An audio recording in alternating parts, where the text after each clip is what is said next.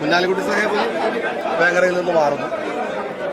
തങ്ങളും കുഞ്ഞാലിക്കുട്ടി സാഹിബും കൂടെ ഒരുമിച്ച് വേങ്ങരയിൽ അടുത്ത സ്ഥാനാർത്ഥിയായിട്ട് എന്നെ പ്രഖ്യാപിക്കുന്നു. അത്രേ ഇഷ്ടമുള്ളൂ, വേറെ കാര്യമായിട്ടൊന്നുമില്ല. അവർ രണ്ടുപേരും തീരുമാനിക്കുന്നവരും കൂടെ സ്വാഭാവികമായിട്ടും സ്ഥാനാർത്ഥിയാവുന്നു മാത്രമാണ്. കുഞ്ഞാലിക്കുട്ടിയുടെ പിന്തുണക്കാരനായി കൂടി വേങ്ങരയിൽ എത്തുകയാണ്.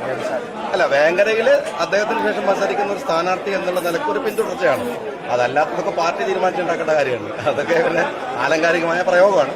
എന്നെ സംബന്ധിച്ചിടത്തോളം അദ്ദേഹം വേങ്ങരയിൽ മത്സരിച്ചു. അദ്ദേഹം തുടങ്ങി വെച്ചിട്ടുള്ള വികസന പ്രവർത്തനങ്ങളുണ്ട്, അദ്ദേഹത്തിൻ്റെതായ കാഴ്ചപ്പാടുകളുണ്ട്. അത് ഏറ്റെടുത്ത് മുന്നോട്ട് കൊണ്ടുപോകാനാണ് പാർട്ടി ചുമതലപ്പെടുത്തിയിട്ടുള്ളത്. വേങ്ങര പോലുള്ള പാർട്ടിയുടെ ശക്തമായ മണ്ഡലത്തിലേക്കാണ് താങ്കൾ എത്തുന്നത്. ഇനി എങ്ങനെയാണ് മുന്നോട്ടുള്ള പാർട്ടിയുടെ ഒരു കേഡർ സിസ്റ്റം നിൽക്കുന്ന ഒരു കോൺസ്റ്റിറ്റ്യുവൻസിയാണ് ഈ പറയുന്ന വേങ്ങര എന്ന് പറയുന്നത്.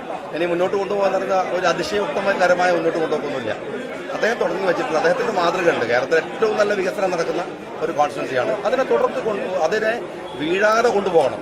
ആ ഉത്തരവാദിത്തമുണ്ട്. യുവപ്രാതിനിധ്യവും വനിതാ പ്രാതിനിധ്യവും ഒരുപോലെ സാധിക്കല്ലി തങ്ങൾ പറഞ്ഞ പോലെ തന്നെ പട്ടികയിലും തെളിഞ്ഞിരിക്കുന്നുണ്ട്.